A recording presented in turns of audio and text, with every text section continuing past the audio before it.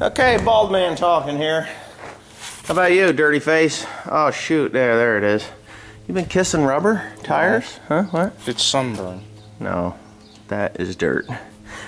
Anyway, got Timothy doing the fun stuff. What are you beating on here anyway? There's a clip missing on this. Oh, I know that. I actually bought it and put it on there, but it got busted off right away. It just flew off of there, so it's kind of pointless to put another one back on. But anyways, yeah, Tim's putting the pull arms, lift linkages, hydraulic cylinders, and everything back on. He has to get the that funky looking, where's that funky looking piece? Here, this guy here, that wedge that goes on there, and he's going to grease it, right? Yes. Grease it. He's going to put the drawbar on. I've got just about everything done here. I got to tidy up this wire. I'm not happy with the way it hangs down there. That's just looking to get ripped off. And that is the hitch control unit, or the draft control on that. Yeah, I've been up in here working, which is too tight for camera work, so I figured I'd just show you when I got done. This is the duct work for the air conditioning and stuff, so it's kind of a pain in the ass. It's all got to be right where, you know, you can't take it out. Well, you can take it out, but it takes too long. But anyway, those are the hoses that needed to be hooked up. There's 1, 2, 3, 4, 5 of them, so I put them all on there. Those were the ones that lay across the top of the transmission there. There is the clutch pedal housing, or clutch lever. Now, why in the hell I can't, oh, it's over there. Anyways, there's some bolts I got to put in and get that hooked up. There is a nasty spring that has to be put back up on there, and I know when I took it off I was like, oh well, there it is. That's the spring right there. When I took that spring off of there, I thought to myself, gee whiz, this is gonna suck to go back on. So anyways, maybe I'll set the camera up. You can hear me curse at that thing a while. Not that I know there's a few people out there who don't like me cursing. Travis Eby is one of them. But anyways, that's okay. I only curse for flavor anyway, but or when I'm really pissed off at Tim. Right, Tim? Yes. Tim just loves me, doesn't he? Do you love me, Tim? Ow. No? I said ow. Oh, ow. Okay, so anyway, getting the tools out of there, throw them up on here so I can yell at Tim to give them to me as I need. Okay, that's what I want to do first. Rah.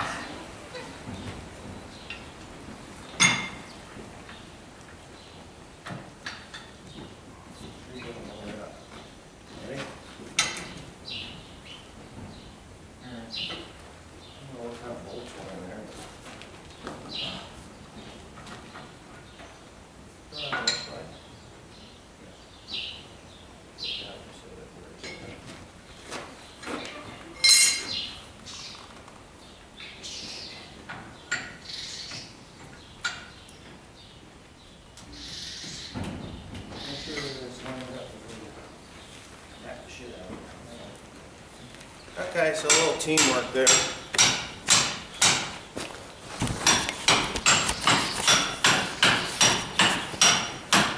Don't overdo it. Now John Deere was pretty smart. They actually put an Allen key in there so that you can actually turn that if you don't get in there right. So there's probably a guy in Illinois. That's all he does all day is turn those things and put new pins in there. So I use 1/4 inch, those great big heavy 1/4 inch cotter pins. They'll work in there, Tim.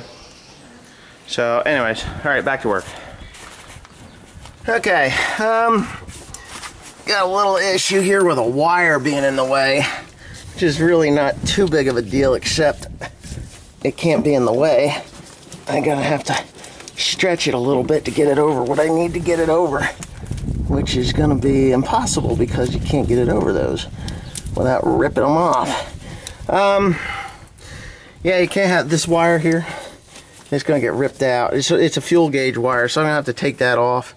As you can see, I'm just about done connecting hoses. I got these 2 pipes here that are hanging down, and I'm going to grease these caps, these needle bearings, for that universal in there. The universal is not that old. I put it in there a few years back. It's fine. It's got plenty of grease in it. If it was dry, then I'd replace it, but I don't need to replace it. But I do need to climb up top and see about getting that wire disconnected, pulled up around over the top of that, and then so that it's out of the way, because if I start this thing up, it's going to rip it off. So yeah. Okay, anyway. So we are now officially ready to roll on this tractor. Timothy is going to hop up in there, and first he's going to get that electric wire out from underneath there, because I want him to drive it out of here.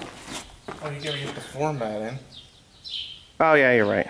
No, I want you to drive it out of here. We're going to bring it around the other way. So anyway, find some tools floating around here, because we're going to clean this mess up when we're done. Yeah, so anyhow, we're going to get Tim in there. He's going to start it up, and he will do the maiden drive. Right, Tim? Check the engine oil? Yes. All right. Just open this back window up and start it, and we're going to check for some oil leaks before you move. You know, I thought I had regular pins to go in there, but open it up, and let's listen to the magic. Make sure it's in park. It does. Okay, fire it up.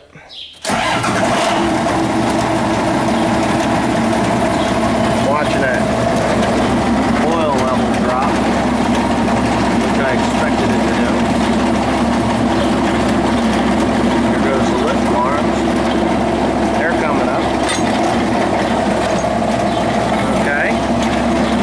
My oil level is continuing to drop. Big time.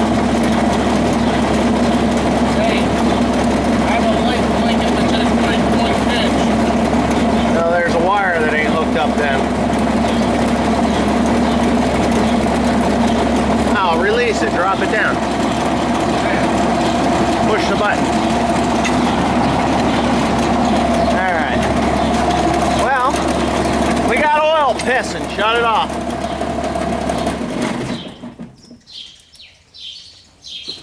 Go find out where that's at.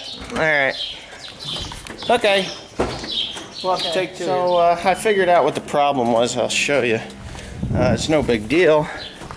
But apparently I had taken this apart, and apparently when I put it back up in there I broke an O-ring. So it took a special O-ring kit, not your standard. I have this Hercules sealing product thing. But yeah, Tim's gonna start it up here, and we'll see if she pisses oil. That's the only spot I see that it was peeing oil. You good? Okay, fire it up. Let's see what happens. Looks like a seal to me. Yeah, we're low in oil. All right, we're low in oil, Tim. We got to pump oil into it. Now, me and Tim are going to put oil into this thing here. Go ahead, shut it off. Well, you know what? Why not just leave it run? We're going to pump oil into it, and then we'll get back to it. Okay, here we are. I don't have the floor panel in. I got to put all that in, but I'm going to pull it over there into the other door. But here we go. We'll put it in. We'll put it in B range. Put it in gear. I have no go yet. Is it thinking about going? I have no go. Oh. Jumped out of gear. There we go. I was a little worried there for a second. Well, that wasn't good. That was a chain off the top. Okay, well. Power shifts. Yep, they're working. Oh, snappy like normal.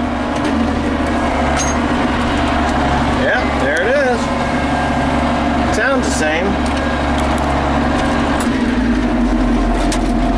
We got reverse. Yep. Put it in gear. Synchros seem to be working. We're in third gear. Yep, there it is, boys and girls. That's my sister. She's like, yay, it's moving. Yeah, it's working just fine. Working just fine.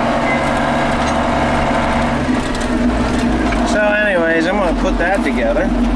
Ready? Okay, so it's a really nice day today, and I'm trying to get these beans planted. This is a no-till situation. I'm sure a lot of you guys are over in Europe are cringing. Oh my God, why don't you till that ground? Well, we don't. We don't need to. This will actually make a really good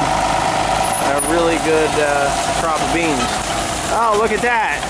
That's what a tractor that has a new transmission or rebuilt transmission looks like. He's light on the seed, so it's actually lifting that rear wheel off the ground. You see that? It's not even turning, but the other one is the drive wheel. So, that being said, the 7410 is now resurrected, and we are going to load it up with beans here. And as soon as I get that load of beans over here, I'm going to pull it over with the John Deere 60, so maybe get a little footage of that. And hopefully he doesn't run out before I get back. So anyways, that's the 7410 saga completed. Thanks for watching.